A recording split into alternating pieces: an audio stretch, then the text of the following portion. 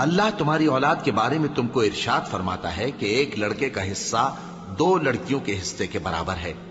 اور اگر اولاد میت صرف لڑکیاں ہی ہوں یعنی 2 یا 2 سے زیادہ تو کل ترکے میں ان کا 2/3 ہے، اور اگر صرف ایک لڑکی ہو تو اس کا نصف ہے، اور میت کے ماں باپ کا یعنی دونوں میں سے ہر ایک کا ترکے میں 6واں حصہ ہے، بشرطے کہ میت کی اولاد ہو،